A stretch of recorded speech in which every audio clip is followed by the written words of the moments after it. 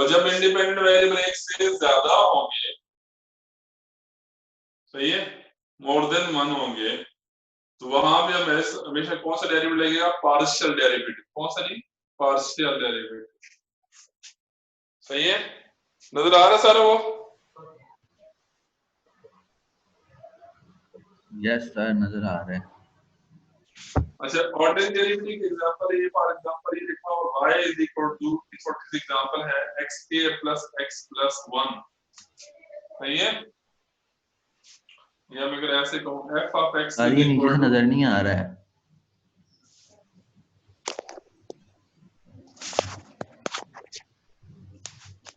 Sir अब side से नजर नहीं आ रहा। यस सर, अब ठीक है, अब ठीक है। ठीक है, ये f of x is equal to xk plus 1 लिखा हुआ है।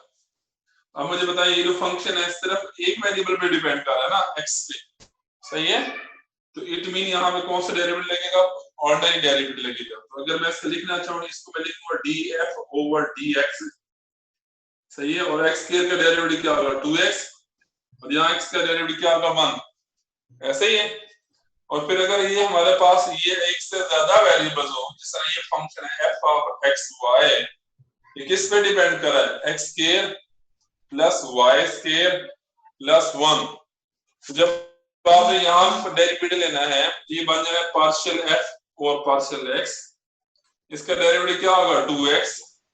यहाँ पार्शियल f और पार्शियल y, यहाँ पे हमारे पास क्या आएगा? Derivative 2y। बस आपने ये याद रखना है कि जब आपने कोई फंक्शन लेना है तो इंडिपेंडेंट वेरिएबल भी होता है, दूसरा डिपेंडेंट वेरिएबल भी होता है। अब अगर इंडिपेंडेंट वेरिएबल एक होगा, ओनली 1 होगा, तो आपने हमेशा कौन सा डेरिवेटिव लेना है? ऑर्डिनरी डेरिवेटिव लेना है। और अगर इंडिपेंडेंट वेरिएबल मोर देन 1 होगी, मोर देन 1 एक से ज्यादा होंगे, सही है, तो आपने वहां पे कौन सा डेरिवेटिव लेना है? Partial derivative. एग्जांपल मैंने बता दी, ये जो फंक्शन है देखिए, ये सिर्फ एक वेरिएबल पे डिपेंड कर रहा है, इसमें इंडिपेंडेंट वेरिएबल एक है, इसलिए यहाँ पे हमने कौन सा डेरिवेटिव लिया है? ऑर्डिनरी डेरिवेटिव लिया है। इसमें आ जाए, यहाँ पे ये फंक्शन दो वेरिएबल्स पे डिपेंड कर रहा है, x पे भी डिपेंड कर रहा है, y पे भी डिपेंड कर रहा है। इसका मतलब हमने यहाँ पे दो डेरिवेटिव दे दिया। सही है, एक दफा जब हम पार्शियल दो इंडिपेंडेंट वेरिएबल होते हैं तो हम पीछे इतनी डिटेल से डिस्कस करके भी आए हैं कि जब दो इंडिपेंडेंट वेरिएबल हो तो फिर ऑर्डिनरी नहीं, पार्शियल डेरिवेटिव लेना है। जब आपने पार्शियल डेरिवेटिव x के लिहाज से लेना है तो वहां पे y कांस्टेंट लेते हैं, और जब आपने पार्शियल डेरिवेटिव y के लिहाज से लेना है तो वहां x कांस्टेंट लेते हैं।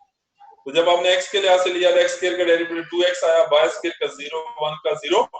और जब आपने y के लिहाज से लिया इसका पार्शियल डेरिवेटिव, x स्क्वायर का डेरिवेटिव 0 हो गया, y स्क्वायर का कितना आ गया? 2y, और 1 का डेरिवेटिव कितना आ गया?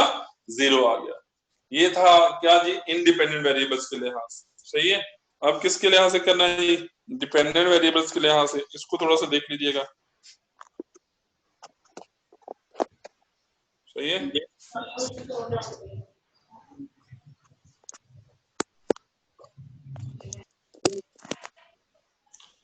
अच्छा, और डिपेंडेंट वेरिएबल्स के लिहाज से थोड़ा सा देख लीजिएगा। मैं इसको इधर और बढ़ा लेता हूँ। डिपेंडेंट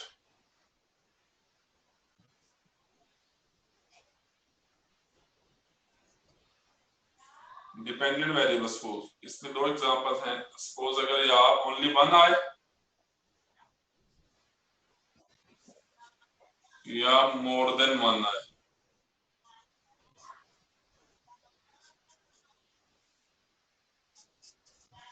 मोर देन 1 आए, सही है। ओनली 1 आए, फॉर एग्जांपल ये लिखा हुआ है z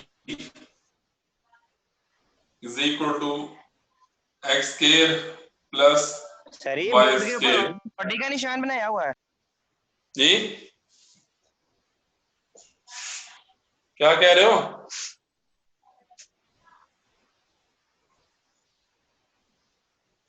हानि क्या कह रहे हैं? सर ये बस आपको डिस्ट्रैक्ट करने की कोशिश कर रहे हैं और कुछ भी नहीं कह रहे हैं।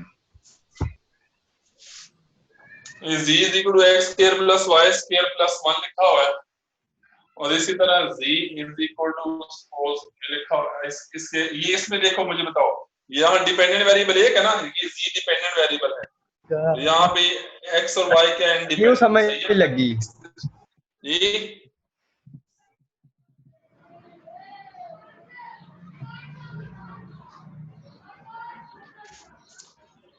क्या चीज नहीं समझ लगी बताएं।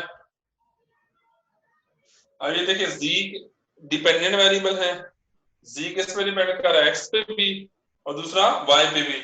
इस तरह जी अगर एक और मैं ले लूं, सही है, X square plus Y square, sorry X square plus 1। अब मुझे बताएं इन दोनों केसेस में जो डिपेंडेंट वेरिएबल है, ये पहली क्वेश्चन के लिहाज से, पहली क्वेश्चन के लिहाज से जो पहली क्वेश्चन आपके पास आ रही है, इसमें जी किस पे डिपेंड, जी डिपेंडेंट है और एक्स और वाई क्या है, इंडिपेंडेंट। सही है, इसमें जी डिपेंडेंट है और एक्स क्या है, इंडिपेंडेंट है। तो इसका मतलब जब जी एक होगा ना, या डिपेंडेंट वेरिएबल एक होगा, तो वहां पे कुछ भी नहीं, आपने सिर्फ चेन रूल नहीं लगाना, नो चेन, नो चेन।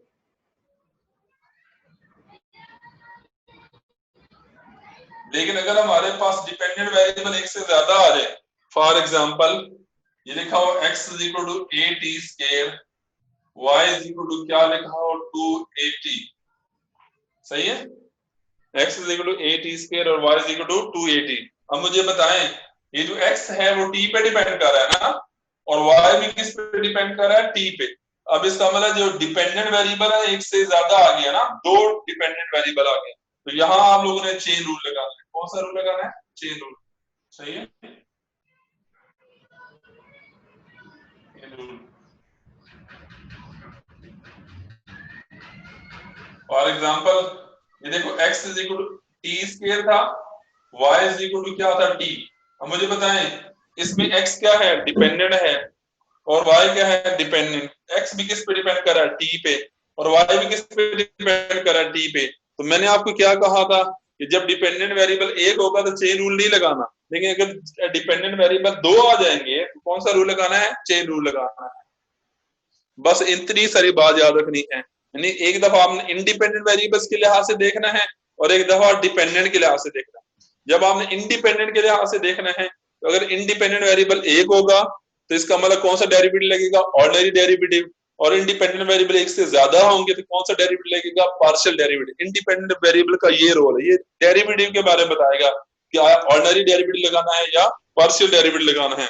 और जो डिपेंडेंट वेरिएबल है वो बेसिकली किसके बारे में बताएगा, चेन रूल के बारे में। डिपेंडेंट वेरिएबल किसके बारे में बताएगा, चेन। अगर डिपेंडेंट वेरिएबल एक हुआ तो चेन रूल नहीं लगाना, और अगर डिपेंडेंट वेरिएबल एक से ज्यादा हुए तो वहां चेन रूल लगाना है। और ये आप लोगों ने पढ़ा हुआ है, ये x is equal to T square और y is equal to T, इसका आप डेरिवेटिव लेते हैं dx over dt, you know sir ये ब्लैक 2t के अलावा होता कोई है, और मार्केट नहीं है। dy ओवर dt, यहाँ पे भी हमारे पास क्या आंसर आता है 1। और अगर आप इन दोनों को डिवाइड करते हैं, जो चेन रूल आपको पता है dy बाय dx होता है, ये dy by dt multiply by dt by dx होता है, सही है, ये वाला। You know dy by dt क्या है, 1 है, और dt बाय dx क्या है, 2t है। इसे हम कौन सा रूल कहते हैं, चेन रूल कहते हैं, ये हमारे पास आता है। ठीक है, बस इतनी सारी बात याद रखनी है, अगर डिपेंडेंट वेरिएबल एक से ज्यादा हुए तो चेन रूल लगेगा, और अगर डिपेंडेंट वेरिएबल एक हुआ तो चेन रूल नहीं लगेगा। हाँ जी, कोई बच्चा मुझे बताएगा। सर ये डिपेंडेंट जो है इसके अंदर जो ओनली वन है, इसका डेरिवेटिव नहीं ले सकते क्या? डेरिवेटिव तो लिखेंगे ना, डेरिवेटिव तो लेना ही लेना है ना, सिर्फ मैं कह रहा हूँ चेन रूल नहीं लगेगा। अच्छा, उसका अभी तरीका बाद में बताएंगे क्या कैसे होता है। वो तो सीधा सीधा यार डेरिवेटिव ये अभी ये लिखा हुआ नहीं है समझ गया ये सर, सर समझ इजी गया, है। समझ गया सर, हाँ, समझ गया। z का डेरिवेटिव एक दफा x के लिहाज से, z का डेरिवेटिव y के लिहाज से, वो तो पार्शियल डेरिवेटिव लग जाएगा, सही है। Okay sir, okay. या अगर z सिंपल इज है। Equal to t square plus t plus 1 हुआ तो वो हमारे पास सिंपल डेरिवेटिव लगे जाएगा। लेकिन चेन रूल की मैं बात बता रहा हूँ कि चेन रूल कब लगेगा। हाँ जी, कौन बताएगा, कोई बच्चा?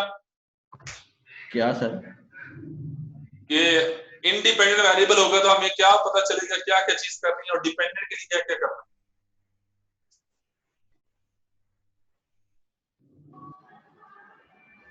सर जी अहमद बताएगा। बताओ बताओ।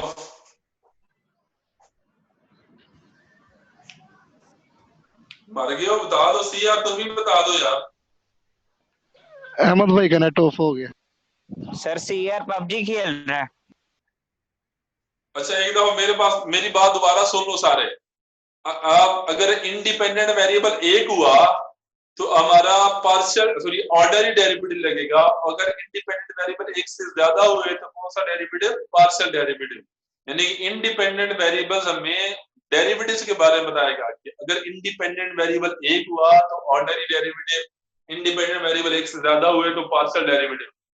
डिपेंडेंट किसके बारे में बताएगा? चेन रूल के बारे में। अगर डिपेंडेंट वेरिएबल एक हुआ तो चेन रूल नहीं लगेगा, और अगर डिपेंडेंट वेरिएबल एक से ज्यादा हो गया तो चेन रूल लगेगा। हाँ जी अहमद बताओ।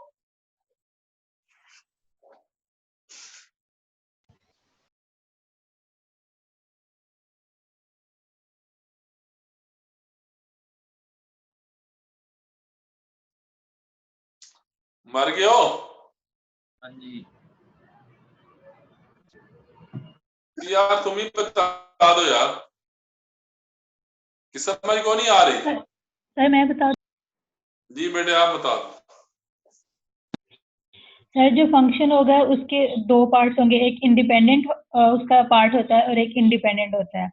उसके बाद जो इंडिपेंडेंट पार्ट होता है, अगर तो वो उसके अंदर एक वैल्यू हुई, मतलब अगर वो ओनली वन हुआ उसके अंदर, तो मतलब उसके अंदर ऑर्डिनरी डेरिवेटिव लगेगा, क्योंकि हमें इंडिपेंडेंट जो फंक्शन होता है वो हमें डेरिवेटिव, इंडिपेंडेंट जो साइड होती है ना वो हमें डेरिवेटिव के बारे में बताती है। और अगर एक से ज्यादा हुए तो फिर हम पार्शियल डेरिवेटिव लगाएंगे।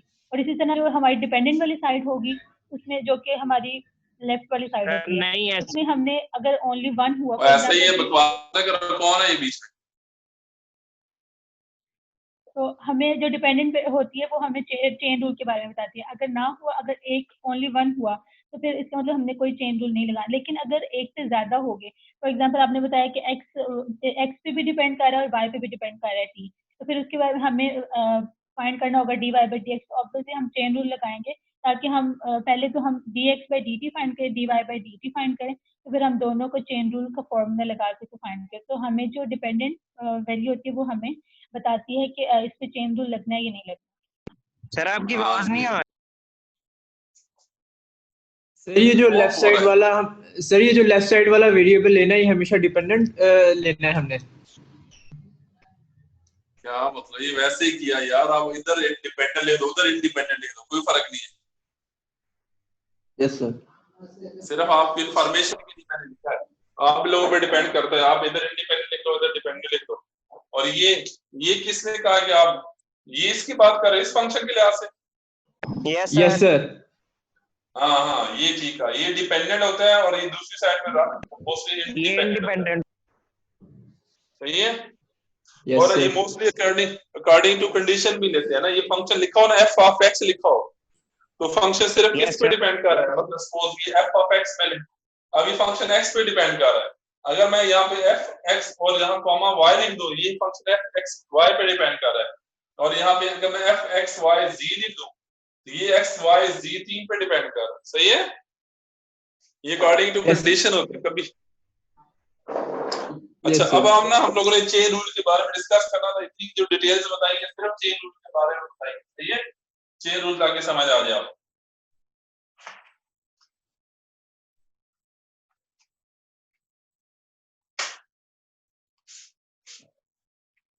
अच्छा ये दो, अब मैं क्वेश्चन लिखने लगा हूँ।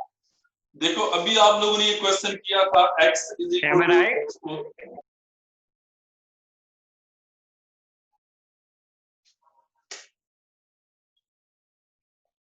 ये आपने क्वेश्चन किया था x is equal to T square, y is equal to theta.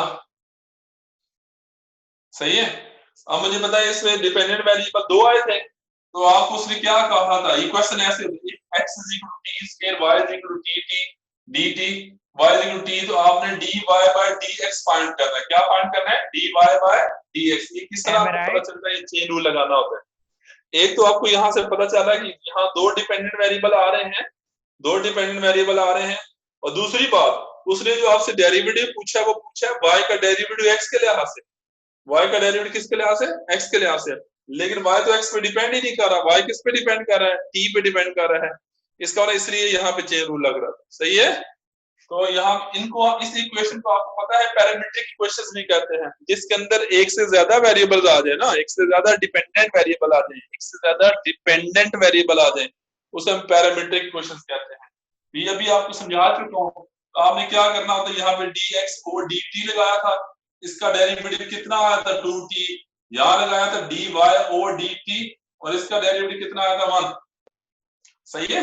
तो फिर उसके बाद आप लोगों ने क्या किया था जी, यहाँ पे dx, सही है, इसको क्या करते थे याद होगा, dy को dt से डिवाइड करते थे, dx अहमद को सर जी divide अहमद करते तंग थे। कर रहा है बार बार, कौन? अहमद तंग कर रहा है बार बार, इसे मीटिंग से बाहर निकाल दे। क्या कर रहा है? सर ये झूठ बोल रहा है, मैं नहीं कर रहा हूँ, अब्दुल्ला कर रहा है, वो बार बार तंग कर रहा है और ये मेरे पे नाम लगा रहा है, रोजा रख के सर झूठ बोल। ठीक है यार, अगर आवाज ये मैसेज ना आए तो प्लीज, हमें आवाज ना आए तो मुझे मैसेज कर दीजिएगा, मैंने म्यूट सारों को कर दिया।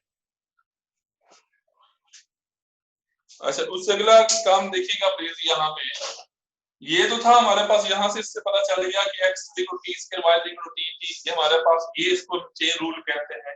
इसके अंदर ही आपने ये वैल्यूज लगाई थी, dy बाय dt की वैल्यू क्या लगाई थी 1, dx बाय dt की उल्टा ली थी 1 ओवर 2t वैल्यू लगाई थी, आपने ये आंसर निकाला था। राइट, ये अब आपके पास आंसर आ गया।